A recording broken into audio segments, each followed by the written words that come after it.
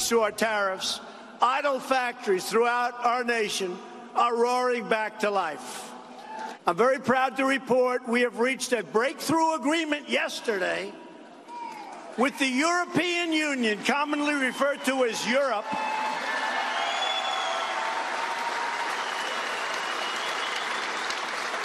to begin lowering trade barriers and establishing a trade relationship that is fair and, my favorite word, reciprocal. Reciprocal. And there was President Trump speaking, about an hour and a half ago in Granite City, Illinois, big steel town, touting the economy and his trade deal with the European Union using his favorite word, as he says it, reciprocal. Welcome back to Newsmax Now. I'm John Cardillo, sitting in for John Bachman. Now, earlier today, I spoke with Newsmax finance insider Stephen Moore and the CEO of the Torrenzano Group, Rich Torrenzano, to get their take on the president's campaign-style trip to the Midwest, to Iowa and Illinois. Here's what they had to say. Gentlemen, great to have you both on the show. First, I want to play a soundbite from President Trump during his roundtable earlier today in Peosta, Iowa. He was talking about the GDP numbers that are set to be released tomorrow. Let's take a listen to the president. There are predictions from 3.8 to 5.3. And if somebody would have said that when I was running, if I would have ever even thought that. And, I've been saying, frankly, I've been saying we're going to do awfully well. But nobody thought we were going to be this great. We've already hit 3.2%. When I took over, those numbers were bad, and they were heading in the wrong direction. So, Stephen, Americans are hearing these numbers, 3.8 up to 5.3, and when they hear 5.3, the crowd is cheering. There are gasps in the room. So put it in layman terms for us. What does this mean, this GDP growth? If it's as high as expected, what does it mean, Stephen, for the average American?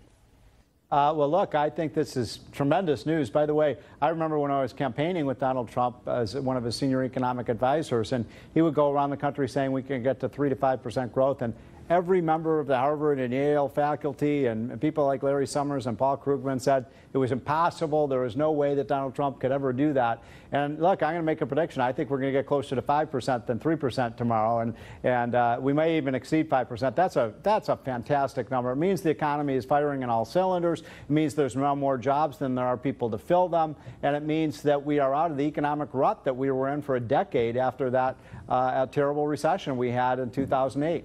Rich, are you as optimistic as Steve about tomorrow's report? I am. I think he's spot on. I think if you take it down even a little further, people feel good about the economy. Businesses feel good about the economy. We're having our own firm. We're having a terrific July month.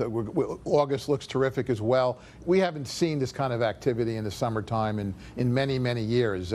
So I think people just feel good about the economy. There's confidence in where we're going. I know we're going to talk about the announcement yesterday that's even putting more confidence back in the market and back in business perspective. You went exactly where I wanted to go, Rich. Let's talk about the president's deal with the EU yesterday. Trump's calling it a, quote, big day for free and fair trade.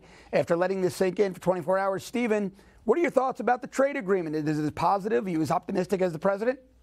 It's only a kind of preliminary deal, so I don't want to read too much into it, but my goodness, it was a if this holds up, it's a big deal for Trump. It's a huge victory for him. By the way, you're not going to see that in the. I read all the newspapers today. None of them called it a big victory for Trump, but it is. I mean, look, Trump has always said that he wants free and fair trade. That he wants lower tariffs, but he wants these other countries to lower their tariffs as well. And by threatening some of these countries like Germany and France and Italy and Spain with higher tariffs, they came to the negotiating table, and they're going to lower their tariffs on our oil and gas, on our pharmaceutical products, on our dairy and farmers. And so I think this is a big day, and if he can continue this with some of these other countries, we may actually get a president who is actually expanding free trade rather than being protectionist, and that's good for the economy and good for the worker. All right, Rich, are you as optimistic as President Trump, or is he overstating his win yesterday?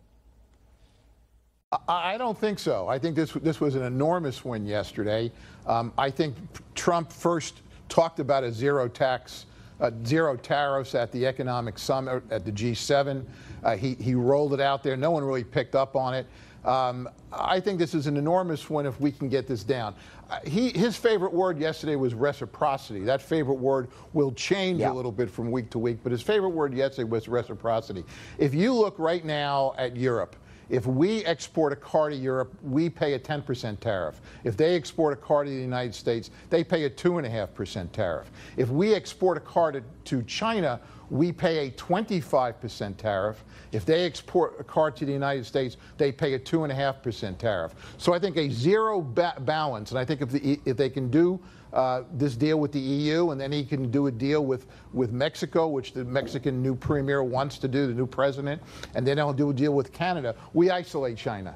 And China is going to have to come to the table and be much more realistic in the weeks and months ahead. I exactly that. You know, when we used to talk, when Larry Kudlow and I used to talk to Donald Trump about trade, and you know, let's face, I have to be honest. I mean, he wavers back and forth on this issue, from being a free trader to being a protectionist. But one of the points we made is exactly the point that was just made, that, look, if we go to zero tariffs, America wins relatively because we have the lowest tariffs in the world. So, you know, if we have to go from 2.5 to 0, but these other countries have to go from 10 to 0, that makes American products much more competitive in global markets. This will be good for farmers, good for manufacturing workers in Ohio and Michigan, Pennsylvania, those Rust Belt states, and let's just hope this continues. The big issue, obviously, now is what happens with China. Can Trump reach this kind of deal with China, which is, in the grand scheme of things, the most important, you know, trading partner with the United States? Well, let's go back over to the farmers, though, Stephen, because this is a group. These farmers are feeling the effects of the trade practices. They've been hurt by the retaliatory tariffs on billions of dollars of U.S. goods. Now, we know the Trump administration announced a plan to give them $12 billion in support. It's why he spooled up Air Force One's engines and flew out to Peosta, Iowa, Granite City, Illinois as well for the steel industry. President assured the farmers he's working in their favor. Let's take a listen. And I have to say, because we have a lot of farmers in this place, we had this hat made up. Look at that. It's the John Deere colors, actually. But make our farmers great again. Isn't that great? Make our... But we just opened up Europe for you farmers. You're not going to be too angry with Trump, I can tell you, because you were essentially, wouldn't you say, Kim, they were restricted from dealing in Europe. You had barriers that really made it impossible.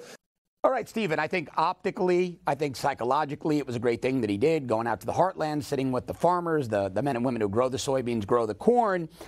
But explain in practical terms how this EU deal will specifically help those farmers, how it'll help their bottom line, and how important that'll be before the midterms.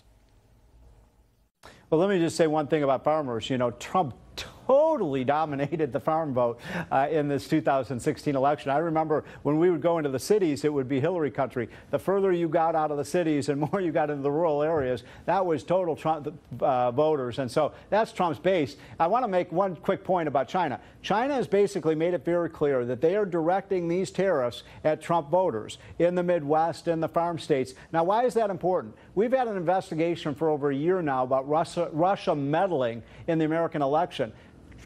China is openly boasting about the fact that they are using trade as a weapon to intervene in American elections. Where is the investigation about China meddling in the American election, which they are clearly doing here? But look, it's not going to work. The farmers, I think, are going to be very happy, as Trump just said, with the Europe deal. And now we have to turn our attention to China. I can't tell you how the China thing is going to turn out. This is the big enchilada, and China's going to have to make some major concessions for Trump to take off those tariffs.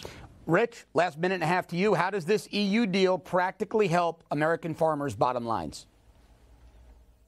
Well, I think it does. I think clearly I'm also going to say that I don't think the president wasted an opportunity yesterday to again enunciate his comments about NATO payments with having the EU commissioner there. He clearly was on that theme again yesterday, although it may not have been public. But I think it's not just China and the EU. I mean, you also have to look at Canada and their rhetoric. If I'm a dairy farmer in the United States and I send a container of milk or a piece of cheese to Canada, I'm paying almost a 280% tariff. Think about that. 280%. Yeah. And there's nothing coming back the other way. So I think reciprocity from the president yesterday was a terrific word. Yep. Stephen Moore, Rich Torrenzano, as always, gentlemen, great insight. Thanks very much for being here. Coming up, President Trump continues his efforts to maintain peace with North Korea. We're going to be talking about that right after the break.